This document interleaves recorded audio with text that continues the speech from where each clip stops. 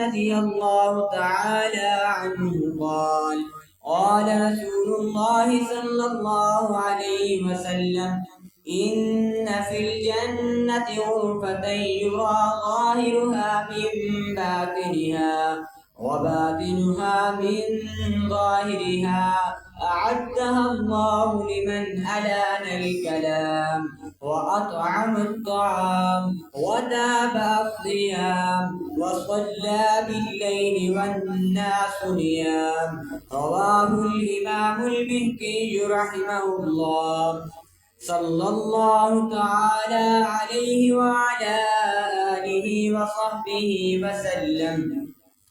عن أبي هريرة رضي الله تعالى عنه قال قال رسول الله صلى الله عليه وسلم إذا انتعل أحدكم فليبدأ باليمين وإذا نزع فليبدأ بالشمال ليكن اليمنى أولهما تنعل وآخرهما تنزع.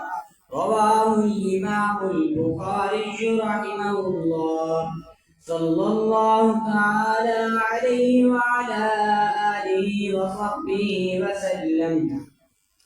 عن أنس رضي الله تعالى عنه قال قال رسول الله صلى الله عليه وسلم يصف أهل النار فيمر بهم الرجل من أهل الجنة فيقول الرجل منهم يا فلان أما تعرفني أنا الذي سقيتك شربتك؟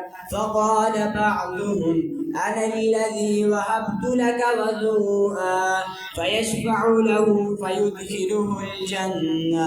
رواه الإمام ابن ماجة رحمه الله صلى الله تعالى عليه وعلى آله وصحبه وسلم. عن عبد الله بن مغفل رضي الله تعالى عنه قال قال رسول الله صلى الله عليه وسلم الله الله في أصحابي الله في أصحابي لا تتخذوهم غرضا من بعدي فمن أحبهم فبحبي أحبهم ومن أبغضهم فببغضي أبغضهم ومن آذاهم فقد آذاني ومن آذاني فقد آذى الله ومن آذى الله فيوشك أن يأخذه. رواه الإمام الترمذي رحمه الله صلى الله تعالى عليه وعلى آله وصحبه وسلم. عن عبد الرحمن بن عوف رضي الله تعالى عنه قال قال رسول الله صلى الله عليه وسلم أبو بكر في الجنة وعمر في الجنة وعثمان في الجنة وعلي في الجنة وطلحة في الجنة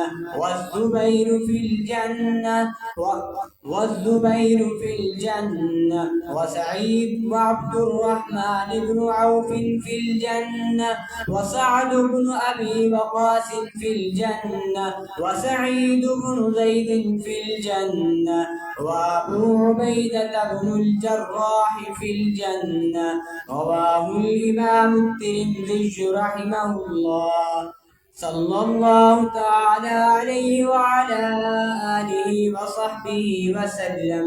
عن صفوان بن سليم رضي الله تعالى عنه قال قال رسول الله صلى الله عليه وسلم أنه قيل لرسول الله صلى الله عليه وسلم أيكون المؤمن جبانا؟ قال نعم. فقيل له أيكون المؤمن بخيلا؟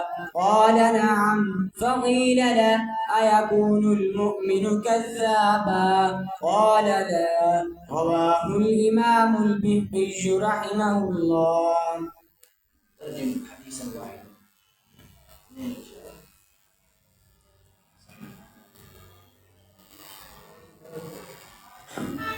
हज़रत अब्दुल्ला बिन मुग़फ़्फ़ल रज़ी अल्लाह तआला अन्हु से रिवायत है कि आप सल्लल्लाहु अलैहि वसल्लम ने फरमाया कि मेरे सहाबा के बारे में अल्लाह से डरना मेरे जाने के बाद इनको निशाना ना बनाना। जो अल्लाह मेरे सहाबा से मोहब्बत करता है वो मेरी वजह से उनसे मोहब्बत करता है। जो मेरे सहाबा से बुग़्ज़ रखता है वो मेरी वजह से उनसे बुग़्ज़ रखता है।